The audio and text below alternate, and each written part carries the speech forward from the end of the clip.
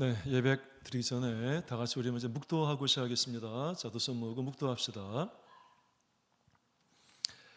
은혜가 풍성한 하나님 아버지, 오늘 안식일을 맞이하여 주님의 눈동자 같은 청년들이 주님의 성전에 모여서 찬양과 기도를 하였습니다. 이 시간 말씀을 통해서 은혜를 나누는 시간입니다. 하나님께서 우리의 마음을 주장하시고 우리에게 지혜를 허락하셔서 하나님 말씀 깊이 있게 깨닫고 우리 삶 속에 실천할 수 있는 주의 청년들 되기를 원합니다. 우리는 늘 작은 무리지만 주님께서 우리를 구원하시고 우리에게 큰 권능으로 역사하실 줄로 믿습니다. 이 시간 더욱더 믿음이 다져질 수 있는 굳건한 시간 될 수 있게끔 주님께서 우리의 마음을 주장하시고 주님께서 이 시간 이끌어 주시옵소서. 주 예수 그리스도의 이름으로 기도드립니다. 할렐루야. 아멘. 네. 할렐루야. 주 예수 이름으로 우리 하나님 말씀 증거하도록 하겠습니다. 자, 오늘 말씀 나는 누구에게 이웃이 될까? 이런 제목으로 여러분들과 함께 은혜 나누고자 합니다. 우리 누가복음 10장 25절로 37절까지 말씀 우리 함께 봉독해 보겠습니다. 함께 봉독하고 교독하도록 합시다. 교독하고 오늘 말씀 한번 같이 나눠보도록 하겠습니다. 자, 먼저 제가 읽겠습니다. 어떤 율법사가 일어나 예수를 시험하여 가로되 선생님 내가 무엇을 하여야 영생을 얻으리이까?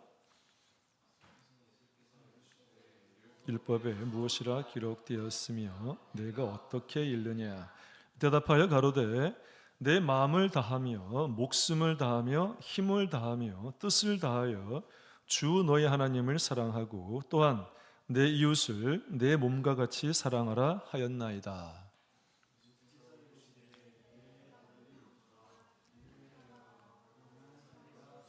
네, 소리가 작네요. 이 사람이 자기를 옳게 보이려고 예수께 여짜오되 그러면 내 이웃이 누구오니까?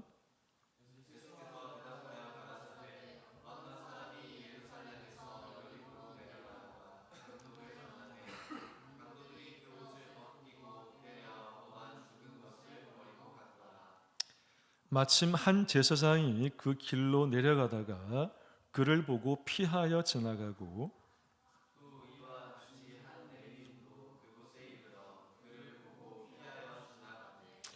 어떤 사마리아인은 여행하는 중 거기 이르러 그를 보고 불쌍히 여겨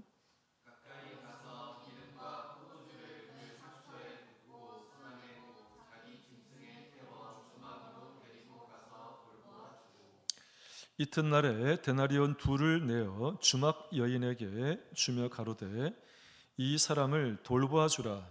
부비가 더 들면 내가 돌아올 때에 갚으리라 하였으니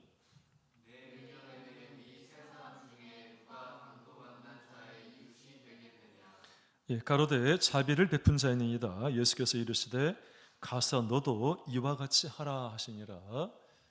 자, 좋습니다. 자, 오늘 우리 기억할 말씀은 누가복음 10장 30절 말씀이죠. 다 같이 읽어보겠습니다.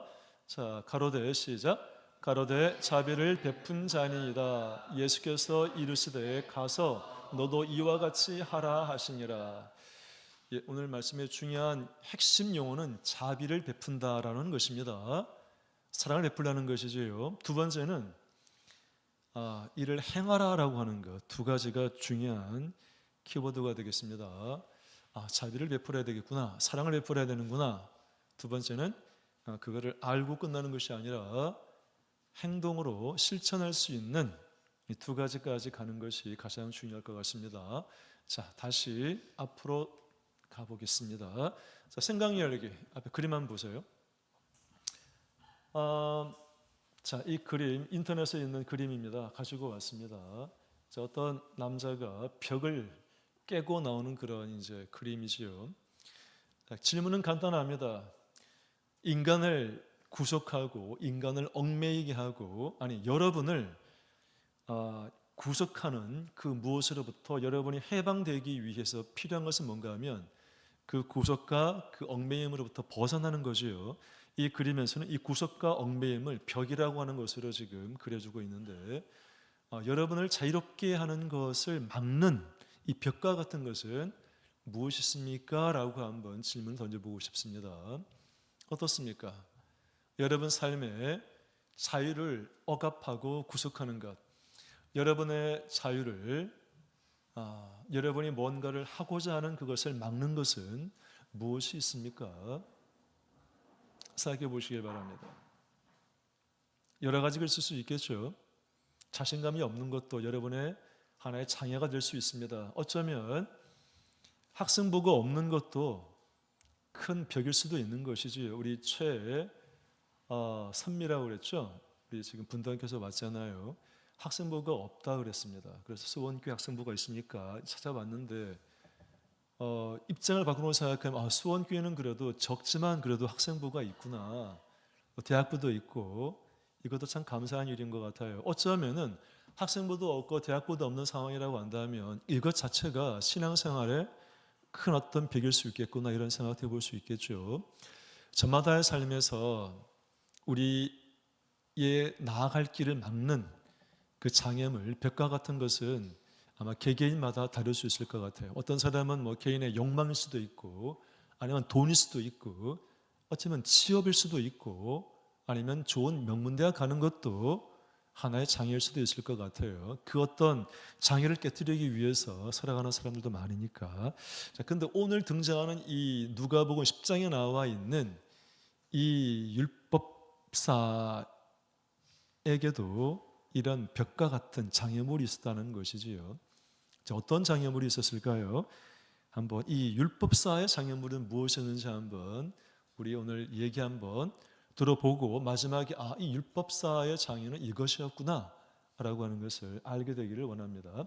자, 갇힌 벽을 부수고 자유를 얻는 사람이다. 자,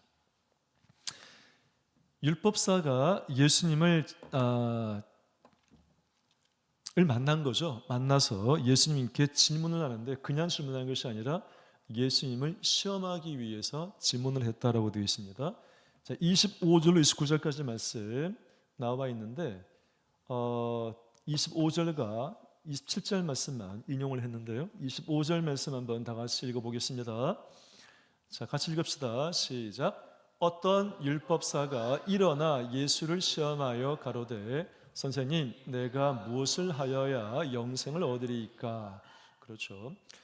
어떤 율법사가 일어났다라고 하는 것은 지금 분위기가 다 뭐다? 예수님의 말씀을 듣기 위해서 뭐 하고 있다는 겁니다? 앉아 있는 거죠. 근데 앉아 있는 사람들 가운데 한 율법사가 벌떡 일어나서 예수님께 질문을 던지는데 누가복음 10장에는 지금 예수님을 시험하기 위해서 일어나 질문을 했다. 질문 내용은 무엇입니까? 내가 무엇을 하여야 영생을 얻습니까? 이 질문이죠. 그런데 이 질문 혹시 여러분 기억나세요? 이 질문이 여기 누가복음 10장에만 나오는 게 아니에요. 누가복음 18장에 가게 되면은 보통 우리가 부자 청년의 비유라는 것을 알고 있죠. 한 부자 청년이 예수님을 찾아와서 묻습니다. 선한 선생님, 어떻게 해야 영생을 얻습니까? 이렇게 예수님이 뭐라고 그럽니까? 어떻게 선한 분은 하나님 한 분밖에 없는데 네가 나에게 왜 선하다가 하느냐? 라고 하면서 예수님께서 어떻게 영생을 얻습니까? 라는 질문에 답을 하시죠. 계명을 지키라 이렇게 말씀을 하십니다. 근데 누가복음 10장에는 예수님께서 뭐라고 답변을 하시는가 하면 답을 딱 이렇게 말씀하시는 것이 아니고 여기 26절 지금 한 부분이 빠져 있지만 뭐라고 예수님께서 말씀하시는가 하면 예수님께서 반문을 하세요. 이 율법사에게. 참 율법사가 뭡니까? 율법사는 다른 말로 서기관이라고도 그래요. 서기관. 그러니까 바리새인들 가운데에서 모세 오경에 성경에 정통한 사람이 서기관이고 율법사죠. 그러니까 하나님의 율법 모세 오경을 꿰뚫은 사람이에요. 읽는 것은 물론이고 외우는 사람이죠. 외우는 사람이에요. 그냥 뭐 레위기 몇 장 몇 절 그러면은 금방 답이 나올 정도로 평생 이 하나님 말씀으로 구약의 모세 오경에 능통한 사람이 율법사인데, 근데 이 모세 오경에 능통한 율법사가 영생을 얻는 방법을 몰랐을까요, 과연? 근데 지금 질문하고 있는 거죠. 어떻게 무엇을 해야 영생을 얻습니까? 라고 율법사가 물어본다는 것입니다. 그래서 예수님께서는 반문을 통해서 율법사에게 물었더니만 율법사가 27절에 이렇게 말하고 있어요. 다 같이 읽어볼게요. 이것도. 자, 시작. 대답하여 가로되 내 마음을 다하며 목숨을 다하며 힘을 다하며 뜻을 다하여 주 너희 하나님을 사랑하고 또한 내 이웃을 네 몸과 같이 사랑하라 하였나이다. 라고 누가 답하는 겁니까? 율법사가 예수님께 답을 하는 거예요. 예수께서 뭐라 말씀하십니까? 정답이다. 이렇게 말씀하시죠. 그러면서 성경에 이렇게 되어 있어요. 네 대답이 옳도다. 이를 행하라. 그리하면 살리라. 이렇게 말씀하고 있어요. 그러니까 율법사가 정확하게 어떻게 무엇을 해야 영생을 얻는지 답을 알고 있다는 거죠. 왜? 모세오경에 능통하니까, 성경을 읽고 외울 정도의 실력이 되는 사람들이니까. 답을 알고 있네요. 그죠? 율법사는 답을 알고 있는 거예요. 근데 뭐가 문제였을까요? 여러분은 이 성경의 핵심이 뭐냐고 물으면 뭐라고 답을 하겠습니까? 영생을 얻으리까는 물었는데, 성경의 원래 요지는 뭡니까? 어떻게 하면 영생을 얻는가, 이거 아닙니까? 요한복음 5장에 보게 되면은 너희가 성경에서 영생을 얻는 줄 알고 성경을 상고하거니와, 이 성경은 뭐에 대해 쓴 거라고요? 나에 대해서, 예수님에 대해 쓴 것이라고 예수님께서 말씀하신 바가 있어요. 그러니까 구약 성경이라고 하는 것은 어떻게 하면 영생을 얻는가, 여기에 초점이 맞춰져 있는 거예요. 정확하게 율법학사는 이 구약의 핵심을 알고 있는 거죠. 영생을 얻는 방법, 정답까지 알고 있는 거예요. 근데 이 정답이 어디서 나온 정답인가 하면 당연히 율법에 나와 있어야 정답이겠죠. 그래서 이 신명기 6장 5절에 보게 되면 이것도 읽어보겠습니다. 자, 시작. 너는 마음을 다하고 성품을 다하고 힘을 다하여 내 하나님 여호와를 사랑하라. 신명기 6장 5절 말씀. 그러니까 율법자가 그냥 답을 말한 게 아니라 워낙 율법 그 모세오경에 정통하다 보니까 신명기 6장 5절의 말씀을 딱 외워가지고 이제 더 풀어서 말한 거죠. 마음을 다하고 생명, 목숨을 다하고 힘과 뜻을 다하여서 하나님을 사랑하라, 이렇게 말을 한 겁니다. 이걸로 끝나는 게 아니었다는 거, 한 가지 더 있다는 거예요. 이것도 구약 레위기서에 나와 있다는 것이지요. 레위기서 19장 18절에 이런 말씀이 있습니다. 다 같이 읽어볼까요? 자, 시작. 원수를 갚지 말며 동포를 원망하지 말며 이웃 사랑하기를 내 몸과 같이 하라. 나는 여호와니라. 그러니까 율법사가 정말로 하나님 말씀에 얼마나 정통한 사람인지 밤낮으로 하나님 말씀만 읽고 연구한 사람이었음을 알 수가 있죠. 신명기서와 레위기서의 말씀을 딱 인용해 가지고 예수님, 영생 얻는 방법은 하나님을 사랑하는 것이고 내 이웃을 내 몸과 사랑하는 거예요 라고 답을 딱 말했으니까. 그렇죠? 사실은 율법의 핵심은 뭡니까? 율법의 핵심은 십계명이잖아요. 십계명을 풀어가지고 여러 가지로 법을 나눠놓은 거죠. 거기에 뭐 제사법도 있고 절기법도 있고 뭐 정결례도 있고 여러 가지 있는 거잖아요, 그죠? 근데 이 율법의 핵심은 제일 꼭대기에는 뭐가 있는가 하면 십계명이 있는 거죠. 우리 십계명 네 번째까지의 계명 핵심이 뭡니까? 하나님에 대한 사랑 아닙니까? 두 번째 5계명부터 10계명까지는 뭐죠? 내 부모를 공경하라부터 살간 도거탐 10계명까지 뭡니까? 내 이웃을 사랑하라는 거죠. 그러니까 지금 이 율법사는 레위기서, 신명기서에 있는 말씀이 인용해 말했지만 사실은 율법의 핵심인 십계명을 정확하게 말한 거죠. 하나님을 사랑하는 것과 이웃을, 사람을 사랑하는 것 두 가지를 정확하게 표현하고 있는 것입니다. 자, 그래서 율법사가 하나님 말씀에 능통한 사람은 확실하구나. 여전히 궁금해요. 율법사에게 뭐가 부족했을까요? 자, 비유속 등장하는 인물의 처지는 어떠했나요? 예수님께서 이 바리새인이 율법사가 물은 거 아닙니까? 내 이웃이 누구입니까? 이렇게 묻는 거예요. 그러니까 하나님을 사랑하고 내 이웃을 누군가 사랑하라 했는데 율법사가 뭐라고 묻는가 하면은, 잠깐만, 이거 제대로 넘어간 건지 확인해 볼게요. 맞군요. 자, 다시. 그래서 29절에 보게 되면은 이 사람이, 율법사가 자기를 옳게 보이려고 예수님께 묻되, 그러면 내 이웃이 누구이니까? 그러니까 율법사가 묻는 거예요. 예수님, 그러면 내 이웃이 누구예요? 라고 묻는 거예요. 근데 묻는 의도가 뭐라고요? 자기를 옳게 보이려고. 이 말은 또 뭐죠? 율법사가 이웃이 누군지 알아요, 몰라요? 알고 있다는 거예요. 근데 알고 있는데 예수님은 뭐 하는 거예요? 시험하는 거죠. 아까 25절에 뭐라고 되어 있습니까? 예수를 시험하여서 물어봤다라고 되어 있죠. 무엇을 하여 영생을 얻습니까? 그러니까 율법사는 약간 좀 의도가 좀 불선하죠. 예수님이 이렇게 많은 사람들에게 말씀도 가르치고 이렇게 생각하는데 과연 이웃이 누군지 알고 계실까? 라고 율법사는 이미 알고 있지만 자기를 옳게, 내가 옳다, 의로운 사람임을 드러내기 위해서 예수님께 다시 반문하는 거죠. 예수님, 내 이웃이 누구죠? 이렇게 말하니까 예수님께서 뭐라 말씀하시는 게 너의 이웃은 이런 사람이야 이렇게 말하는 것이 아니고 비유를 통해 가지고 말씀을 하세요. 그 비유가 바로 뭡니까? 우리가 알고 있는 선한 사마리아인의 비유 이거죠. 선한 사마리아인의 비유. 여러분 아동반 때부터 1년에 한 번씩은 과도하겠지만 여러 차례 들었던 내용이라서 이 내용을 모르는 사람은 없을 것 같아요. 자, 보겠습니다. 30절 말씀 한번 읽어보겠습니다. 다 같이 읽을게요. 시작. 예수께서 대답하여 가라사대 어떤 사람이 예루살렘에서 여리고로 내려가다가 강도를 만나매 강도들이 그 옷을 벗기고 때려 거반 죽은 것을 버리고 갔더라. 자, 어떤 사람이 영어 성경에 보면 한 사람, a certain man이에요. 여러 사람이 아니고 어떤 한 사람이 예수님이 지금 비유로 지금 들고 있는 거예요. 어떤 한 사람이 예루살렘에서 여리고로 내려갔다라고 돼 있죠. 좀 이따가 지도 보여주겠지만 예루살렘은 해발 800m가 넘는 높은 고지대에 있고 여리고는 해저 250m 아래에 있는 굉장히 높낮이가 심한 1km가 넘는 거예요. 예루살렘에서 여리고까지 가려면 자, 그냥 읽어봅시다. 왼쪽 저 끝에 있는 데가 예루살렘은 해발 800m가 넘는 것이고 여리고는 오른쪽 제일 아래쪽이 여리고거든요. 거의 한 1000m가 1km가 넘는 그런 그 높낮이가 있는 곳인데 거리는 대략 35km에서 36km.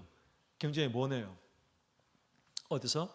예루살렘에서 여리고까지 가는 길은. 근데 이 길이 어떤 길인가 하면은 굉장히 중요한 길이라서 상업적인 요충지예요.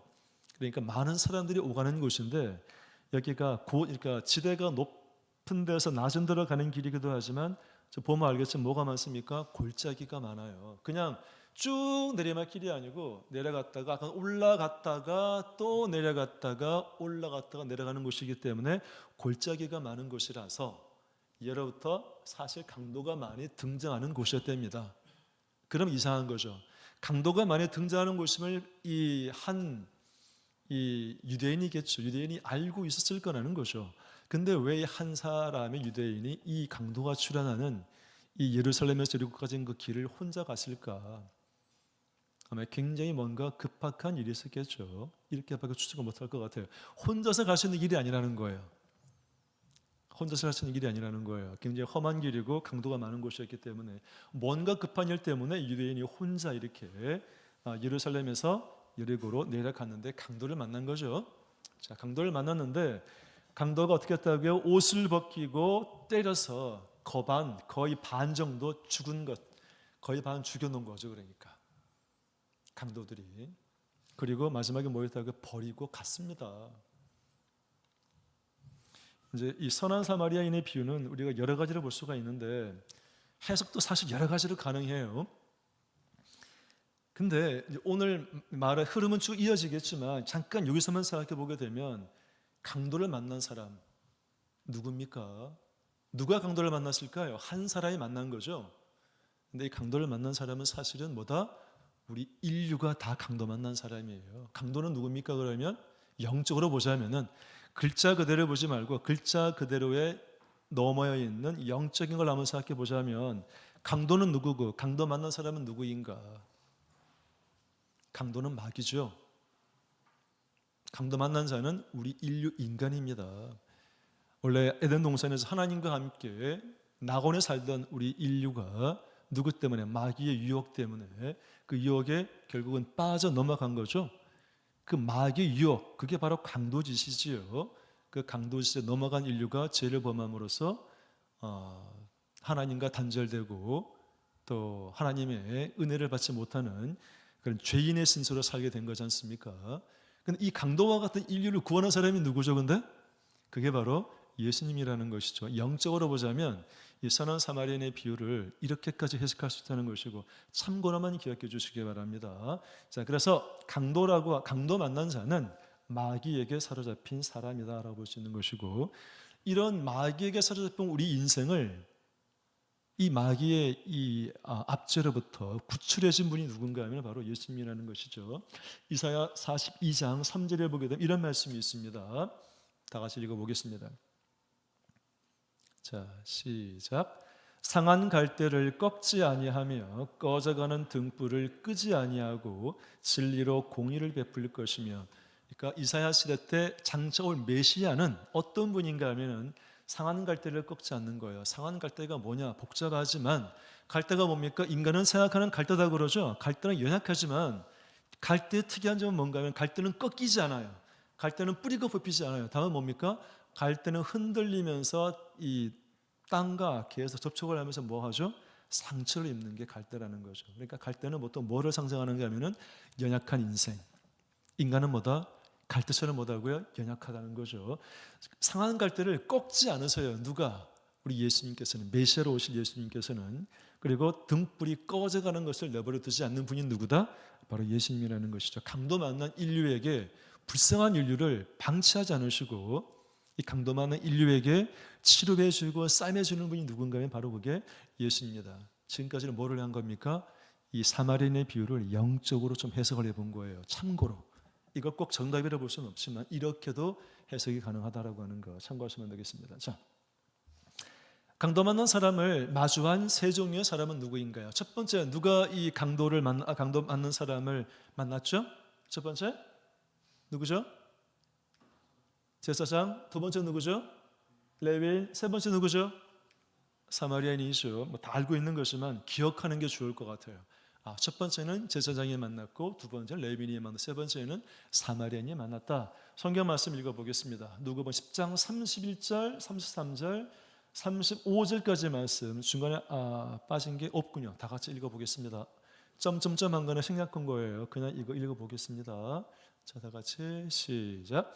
마침 한 제사장이 지나가다가 점점점 32절 또 이와 같이 한 레위인도, 자, 어떤 사마리아인은 여행하는 중 거기 이르러 그를 보고 불쌍히 여겨. 다 같이 읽읍시다. 가까이 가서 기름과 포도주를 그 상처에 붓고 싸매고 자기 짐승에 태워 주막으로 데리고 가서 돌보아주고 이튿날에 데나리온 2를 내어 주막 주인에게 주며. 이 후반절에 있는 게 누구라고요? 사마리아인. 예수님의 비유는 특이하죠. 강도 만난 사람 누구라고요? 한 유대인이죠. 근데 지나가다가 누가 봤는가 하면 유대인이 본 거예요. 첫 번째 유대인이 누구라고요? 첫 번째 유대인이 누구라고요? 제사장. 제사장이 뭐 하는 사람이죠? 성전에 가서 하나님께 제사를 드리는 사람이죠. 그렇죠? 제사를 드리는 사람이죠. 굉장히 거룩한 직분이지요. 이 제사장들의 원래 신분은 뭔가 하면은 레위인이에요. 두 번째는 누가 지나간다고요?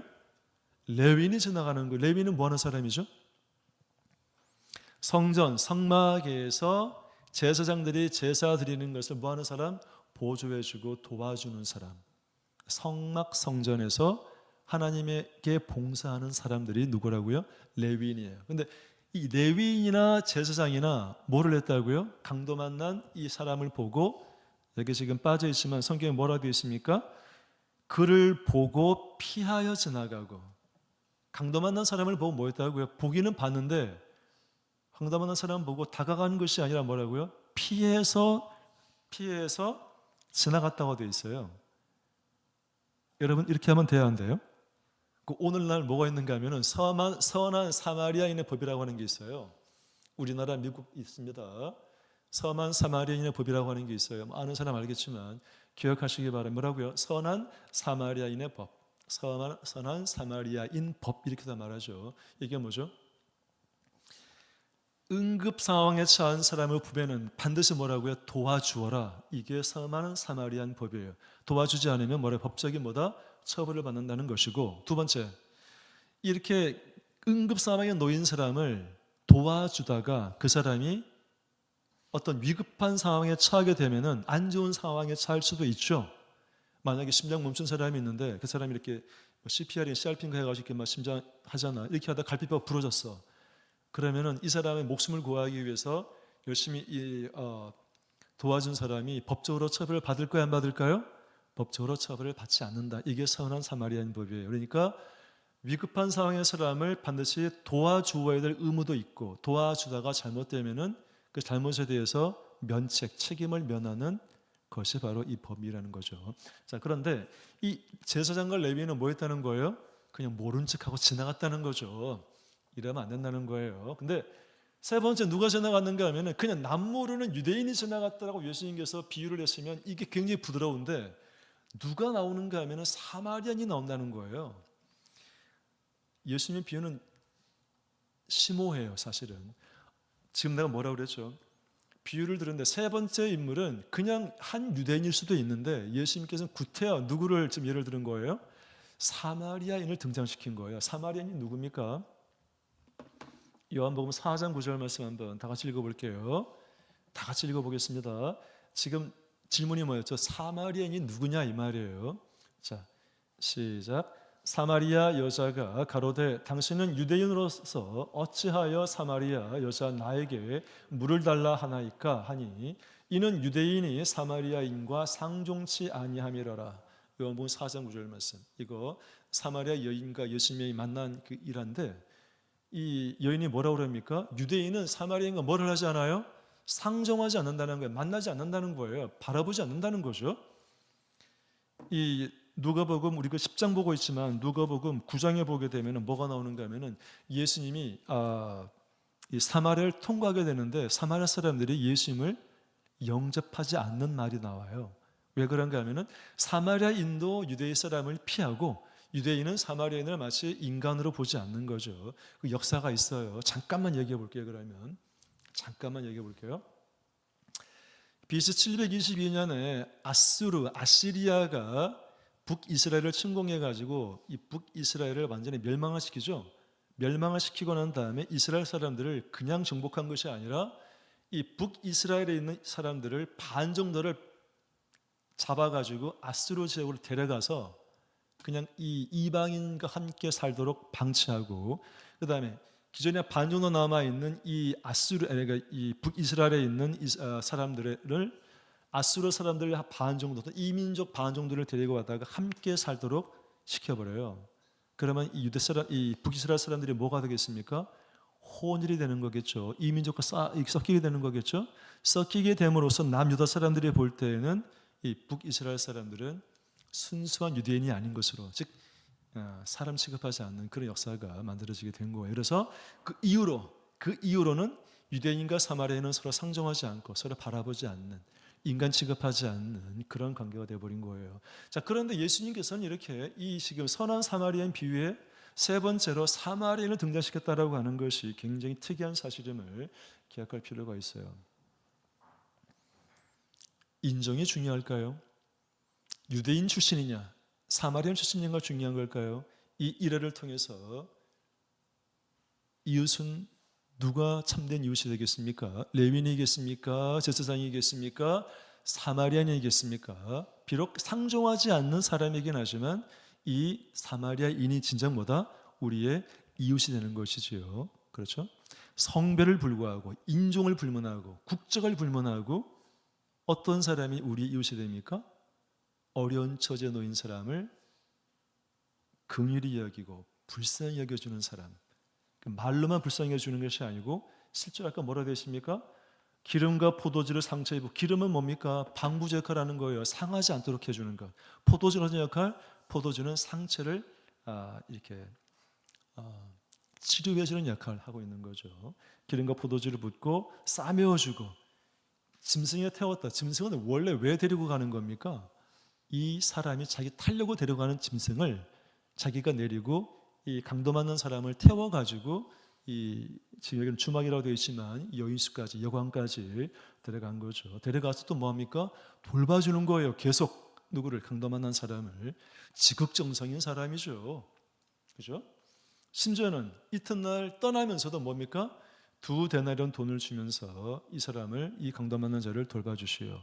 혹시나 돈이 모자란다면 내가 내 볼일 끝나고 난 다음에 돌아와서 당신에게 부비, 즉 모자라는 그 경비를 더 지급하겠습니다. 사후 처리까지 완벽하게 이렇게 하는 이 사마리아인을 볼 수 있는 거죠. 자, 다음. 예수님께서는 선한 사마리아인의 비유를 통해서 우리에게 주는 교훈은 무엇인가요?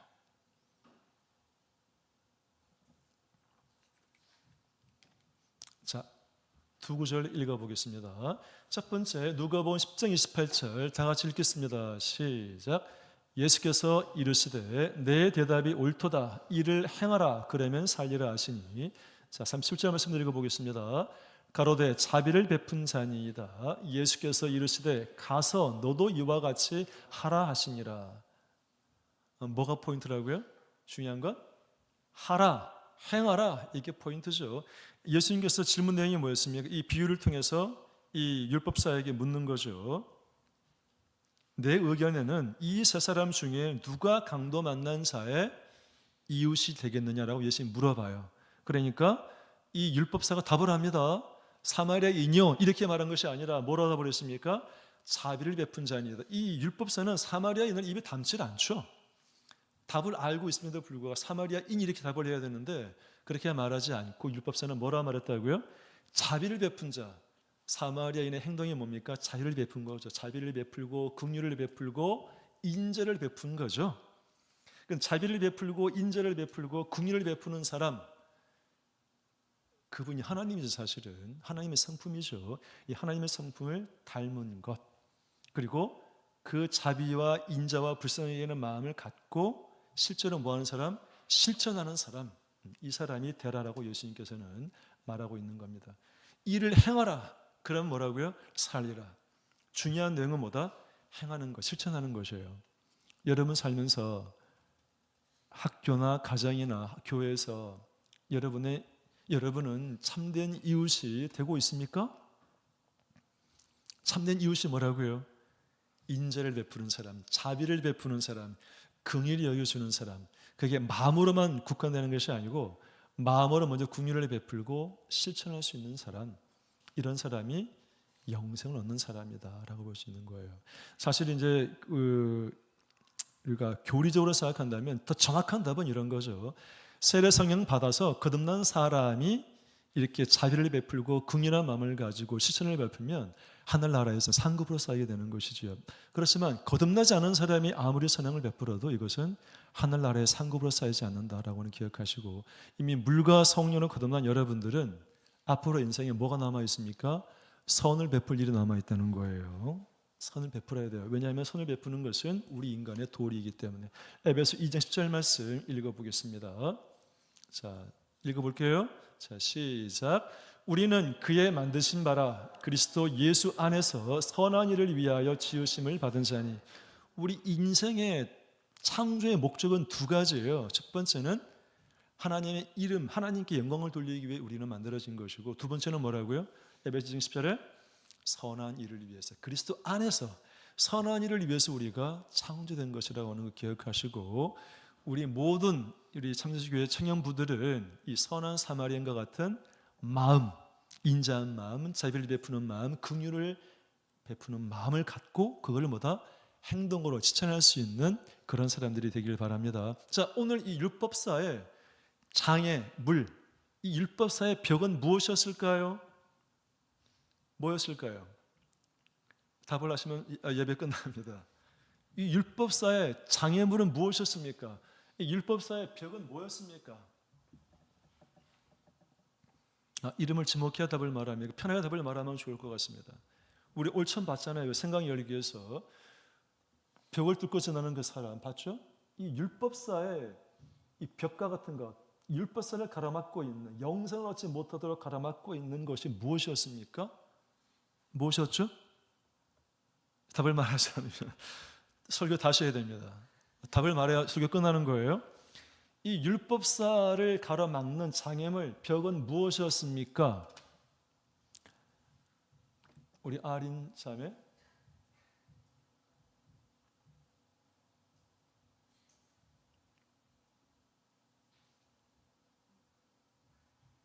설교를 잘못했네요. 다시 해야 될 것 같네요. 다시 돌아야 될 것 같습니다. 자, 예배 끝났거든요, 지금 진짜로. 근데 모르면 곤란해요, 진짜로. 다시 돌아가야 됩니다. 안 됩니다. 이러면 안 됩니다.